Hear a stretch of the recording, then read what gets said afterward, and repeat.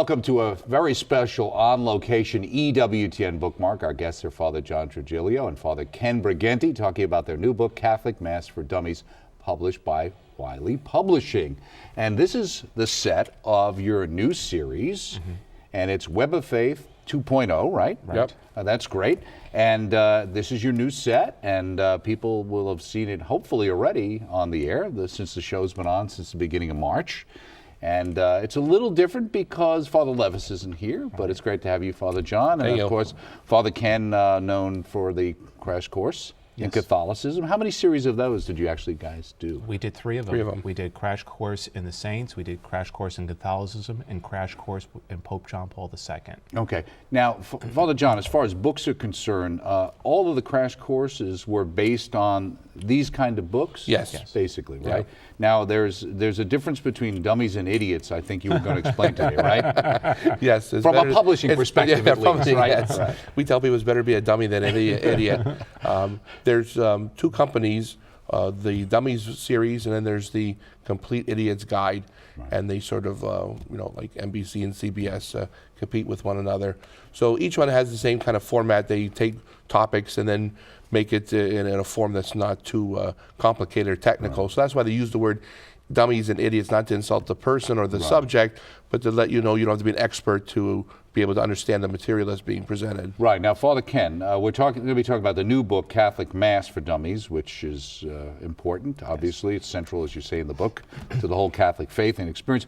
But also just to mention that one of your early books, Catholicism for Dummies, there's a new edition of that coming out? There's a second edition that came out in November of last year. Is that because there's new truths of the faith, or what's changed? No, actually, our first book, Catholicism for Dummies, was written in 2003, and so the publishers wanted to do a second edition of this. And 9 years ago, wow, it's amazing. Just went right by. And so what we did was we just added, we actually added more chapters to it, and we added some of the teachings of Pope Benedict XVI, because, of course, he came to the throne after our first book was written. Now, Father John, one thing I did notice is that the size of the Catholicism for Dummies is a thicker book and a bigger book, and even formatted slightly smaller. Is this a cost-saving approach? Is there some sense that maybe the Catholic Mass would have less appeal than the overall Catholicism for Dummies? Is that a publishing decision? Were you involved with that? We had nothing to do with it whatsoever. It's just a marketing thing. They have a couple of different sizes, and the smallest one they have is a pocket edition. And they actually did a Catholicism for Dummies pocket edition, which was like abridged. So they tested out, I guess, in different markets, and they figure that size works with that particular topic. Okay, now Father Ken, there's a Reverend Monsignor James Caffone, or Caffone? No, Caffone. Caffone, yes. Okay. And who is he? He's listed here as well. Well, he's the third author. Sometimes we employ a third author in the books. Pope John Paul II, we had a third author, Father J. Tabarowski. Right. Okay. Who's now, he's featured on your program now, right? One of our experts. He's one of the web experts, one of our experts. Right? Okay, great. And Monsignor Caffone, he's the third author to Catholic Mass for Dummies. He is presently teaching at Seton Hall University, and he's also in charge of the priests. There are 47 priests at the university, and that's one of his duties there. But more importantly, he was my vice rector in the seminary when I was going to school at Immaculate Conception Seminary at Seton Hall. And then our lives came full circle again, because when I became pastor at St. Anne's in Raritan, he was already the weekend assistant. So it was a very nice connection. And so we've always been friends and stayed connected. And now you're a vice rector of a seminary. And now I'm the vice rector, so I asked for his advice to be vice rector. And he also had a radio show. And that's at the Mount, right? You're at the Mount. I'm at Mount St. Mary's in Emmitsburg. Which is where our friars go. That's correct. Right. And he also had a radio show, Monsignor Caffone, in the New Jersey, New York area. Okay, great. Now, Father John, looking at this Catholic Mass for Dummies, you say the book is dedicated to the Blessed Mother, and to Saint Joseph, and then you mention St. Thomas Aquinas, of course, the great doctor of the Church, but then you mention in memory of Pope Pius XII. Yes. How did he get in there? He got in there because he was the first pope of modern times to start to revise the liturgy. In fact, he's the one that restored the Easter Triduum that we are now, everyone's so familiar with, the Holy Thursday Mass, Good Friday, and the Easter Vigil. And what the groundwork that Pope Pius XII laid, I think allowed the continuation through the Second Vatican Council, and then I think it was crowned by Pope Benedict when he finished the revision of the liturgy. Mm-hmm. Now, Father Ken, in the introduction, you say this book isn't just for Catholics to better understand the Mass. It's for all Christians, Jews, Muslims, and people of any other religion as well, for those with no religious affiliation whatsoever. Now, is that just a marketing tool so that you're not making it just for Catholics, or is that really the intent of the book? And how do you make it that way for people? Well, a lot of people have questions about the Mass, or a lot of misunderstandings even from non-Catholics. And so this company itself is found in many different bookstores, besides being at the EWTN catalog here. And the hope of the series, not just what our books, is that when people walk in, they're familiar with it, and then they'll feel comfortable because they know the color and they know the style. They take it out and they start reading it. So you get a lot of people who are not Catholic picking up these books to learn more about the Mass. What is our understanding, the history of it, the biblical foundations of it. A lot of non-Catholics didn't even know about the biblical roots of the Mass. So these things have been used. Also, it's been used in adult education, RCIA, as a great teaching tool for them. So yeah, it appeals to everyone. So Father John, in your experience over the years, have you had, let's say, people who are non-Catholic say that using one of these books helped them find their way into the church, or at least understanding the Catholic faith better? Oh yes, I get a number of emails from at the airport. Someone come up to me and say, Father, I was not Catholic, but my wife was, and I really never had any interest. And then they kind of stumbled on this book where someone kind of had it laying around in their house. And it's non-threatening because of the different, all the 800 topics it covers, so people know that this isn't just designed for a religious purpose. And what's good, too, is it's the kind of book you can pick up the way it's laid out, right? Father Ken, you can pick it up and just pull up stuff.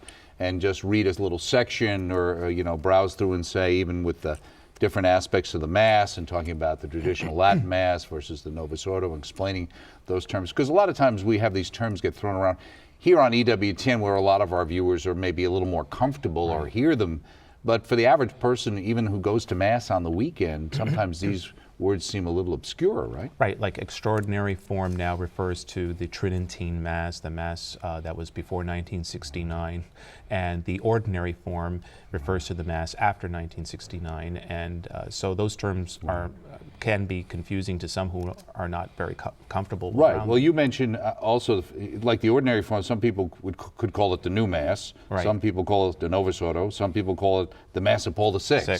Right? And Father John, you also end up with sometimes the confusion. People say it's the Latin Mass. It's the Latin Rite. Yeah. Well, wait, I'm a Latin Rite Catholic, but we're not doing the Latin Mass, but that Mass is in Latin. What's the difference? Yeah. It's kind of confusing. It is very confusing because people use the terms interchangeably, and I think Pope Benedict wanted to zero in and make it more precise, so now we use extraordinary form for what used to be called the traditional Latin Mass. Right. Okay. Because the Novus Ordo, the new Mass, or Paul VI Mass, can be celebrated in Latin. Right. So there's the difference. So the extraordinary form, which is exclusively in Latin, and the Novus Ordo, the ordinary form, can be in English and in Latin, or the vernacular and Latin. Right. One of the sections right in the introduction, you say conventions used in this book. The Catholic Church uses certain terms, kind of like we talked about: Holy Mass, sacred Scripture, the Pope, Bishop of Rome, real presence. This is the one that I was interested in, Father Ken, the idea of the term Holy Communion and Holy Eucharist. And you say they both refer to the consecrated bread and wine the Catholics believe becomes real body and blood of Christ. Now, and the Blessed Sacrament as well. But certainly sometimes the word Eucharist over the years has seemed to have a varied number of meanings. Right. And sometimes it can be confusing when somebody's talking about the Eucharist. Are they talking about the host, consecrated? Are they talking about Mass? Right. Are they talking about some sort of religious celebration? Right. Thanksgiving? Well, the Eucharist, it comes from the Greek word, and it means thanksgiving. So certainly the canon of the Mass, which is the part where people are kneeling, where the consecration of the bread and wine become the body and blood of Christ, is referred to a prayer of thanksgiving. So you zero in on that. So the action, the Mass, which is the action, can be considered as the Eucharist, and also the actual reception of the sacrament itself can also be considered the Eucharist. So sometimes that term is used interchangeably.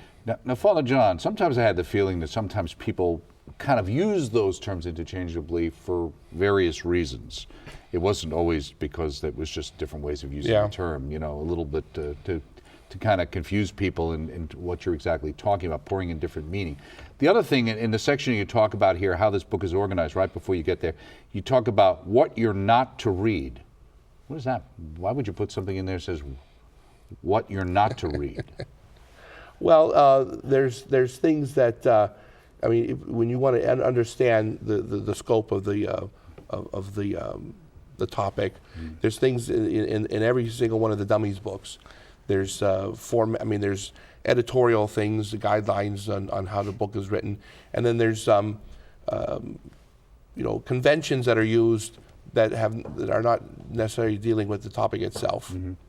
And also, I guess for somebody, if you're more familiar, you can skip past this part. You can read any section you want. It stands on its own, so you could read one chapter without having to read the one that came before it or the one after it. So you pick what you like. So, for example, Latin Rite Catholics will pick up this book. There's a section on Byzantine Catholic, the Divine Liturgy of St. John Chrysostom. So they may feel very interested to go right to the Byzantine liturgy. So that chapter is not dependent on the previous chapters. Right, and you talk about all the different kind of rites that are out there that we sometimes hear about, right? Syriac or Alexandrian, but we really just developed really spent time with the St. John Chrysostom because of time or page constraint. But at least people have some understanding of where we mentioned them. We mentioned them. Yeah. Right. You wouldn't have enough room to put all of them in there, but we do explain that there are 22 different churches in the. In fact, they use the word church now as opposed to giving each one its own. There's only like 4 major rites, rituals, and then from them autonomous churches flow. Right, because as you mentioned, you even say the Eastern Church also requires some clarification. The Byzantine Rite is composed of several Eastern Catholic churches. And then there's churches that are in union with Rome, and then there's like the Orthodox Church, which isn't in union with Rome. And even people here sometimes, I think, with the news, like the Coptic Church, which they know they're Christians, but people don't understand where do they fall into the Catholic scheme of things. Right. Well, there's Coptic Orthodox, there's Coptic Catholics too. So there's smaller. So some are in and some are in, most aren't, right? Right, exactly. Would not be. Now, this is the section I'm sure Father John wrote, so I'm going to ask you about it. It's called Foolish Assumptions. It says, in writing this book, we made some assumptions about you, the reader. If any of the following descriptions fit you, then this book is for you. And you go through some foolish assumptions. Why are those foolish assumptions? Well, because there's some misnomers out there and misconceptions, so we try to dispel those ideas through the correct teaching of the Church, exactly from the biblical times, through doctrines of the Church, through some of the councils of the Church, and even at the end, some of the saints and their explanations of it. So we help to explain and also to expel some of the misinformation that's out there. Not take anything for granted. Right. Now, I know also that you're not an artist, so I'm assuming neither one of you were directly involved with the cartoons. No. But did you approve the cartoons that are featured in here? Well, we saw them after it was printed. In the beginning, when we first did Catholicism for Dummies, they gave us the approved sites to go look for, and we had the right to pick them. Lately, they sometimes just put them in there, and we find them already published. Right. So no one should, if they find any of the particular versions there not as to their liking that you particularly. When it comes down to the second print, if there is something we don't really like, the second printing is the time we can change things. Right. Now, one of the things here, Father John, that I looked at was in chapter 4. Meet the players, liturgical ministers. One of the things I thought was interesting was the non-ordained ministers. You got something called an acolyte, which people sort of hear about. Then you got the extraordinary ministers of Holy Communion, and then you got the altar servers. And I guess, for an average Joe out there, what's the difference between an acolyte and an altar server? Aren't altar servers acolytes? Yeah, they use that term, but technically speaking, an acolyte is a seminarian who's preparing for holy priesthood. So, and one of what they call the ministries, or in the old days, used to be called a minor order, was the role of acolyte. And so nowadays, we want to use the term altar server for the boys and girls who serve as altar servers, and then, but the acolyte functions pretty much like a glorified altar server, and then the next step. But an acolyte can also help with Holy Communion as an extraordinary minister if he's a seminarian. And the acolyte can also purify the chalices and, and the ciborias and things like that as well. And in Europe, though, if I'm not mistaken, there are men who only a man can be an acolyte, and in Europe they actually have acolytes who are not studying for the priesthood. They're just acolytes in themselves, because they can also bring Holy Communion as well to shut-ins too. So there is some overlapping, but that's an official Right. We're almost akin to what used to be the subdiaconate. Okay. Yeah, because sometimes what used to confuse me sometimes, I'll see it, I've seen in different parishes around the country, I'll see like the altar servers there, and then when they're preparing, for the consecration, like this Eucharistic minister will kind of come up and help out right before communion. And I'm thinking to myself, well, why don't the altar servers provide any of this support? But it's because they have different roles. Different roles, different responsibilities, different preparations. And an acolyte is something that's more permanent and authorized by the bishop himself, whereas altar servers, the local pastor prepares them. And there's actually a rite that they receive from the bishop. Right. There's a layperson could be a lector, but there's the institution of lector, and which is one of the steps towards the priesthood. Right. Another name title I saw here that flashed me back to being in grammar school in the '60s was the term commentator. Commentator at Mass. They still have that? I mean, they don't have them, but that was one of the things that at the time of the council was recommended for people to get used to, because the Mass was now being done in the vernacular. Right, okay. And the commentator was to introduce people, get them ready, and right now there's no need for them, so we don't have them. Yeah, I remember that in the 60s when it first happened. My brother being in 8th grade saying, well, I'm going to be commentating at Mass. I hadn't heard that term in a long time. On page 55, you have in big letters, extraordinary ministers of Holy Communion. Yes. Now, a lot of times people would hear EM and say that meant Eucharistic minister and not extraordinary minister. But obviously you're emphasizing the extraordinary aspect, right? Because Rome was very concerned that people were being abusive of that role. It is an extraordinary minister, because the priest and the deacon are the ordinary ministers of Holy Communion. So they spell it out as a little bit more verbiage, but is much more precise than just saying Eucharistic minister, because that gives the connotation that they're more ordinary and they have more power. In fact, sometimes when you, as a concelebrant, you go visit a parish, maybe you're in your hometown and have you, and the schedule is already out for the extraordinary Eucharistic minister, so there might be 2 extraordinary Eucharistic ministers assigned to that Mass, and then you show up to concelebrate, so you throw them all off, but they're really only supposed to come up from the congregation if there's a need. So if there's a priest there or a deacon that is there, then only one should come up if that's the need. Right. Well, it used to be, I don't think you see it so much anymore sometimes, and certainly there might be a case where a priest is elderly or disabled. Yes. But sometimes where you would see the priest sit down and extraordinary ministers would be giving out communion. Yeah. Or a case in point that I remember that kind of dovetails into what you said was one time I was at a situation where a church was being rededicated, and they didn't need Eucharistic ministers because all the priests were going to be there, and the Eucharistic ministers, extraordinary ministers, were all very upset because they really felt like their job was being taken away from them. But it's because they were really being poorly catechized as to what their role was, right? Exactly. Because, and you can't fault them if they were poorly trained, but that's why there was a document from Rome, and 7 different dicasteries signed on to it, specifying, the role of the priest and the deacon and the role of the extraordinary minister of Holy Communion. Right, even if they're assigned at that Mass, it's only to secure that there might be a need. So they should be in lay clothes. They shouldn't be in an alb or something like that. That's a liturgical ministry. So they might come out if they're called to come up from the congregation, then to give out Holy Communion. So the only purpose of the scheduling is to make sure there is someone there if there is a need. Right. Here's another question, I was thinking about it in talking about the lector, somebody who's a lector. It used to seem to be, the lectors would kind of process, I remember years ago, and the lector would kind of sit on the side of the altar many times. Now, many times you see the lectors or the readers actually sitting out in the congregation and coming forward. Is that just a personal choice of a diocese? Is it supposed to represent something about a person from the congregation coming forward to do the reading, or how does that work? Well, especially now with the new rubrics since the year 2000, there were revisions done. They're recommending that the lector process in if there is a procession.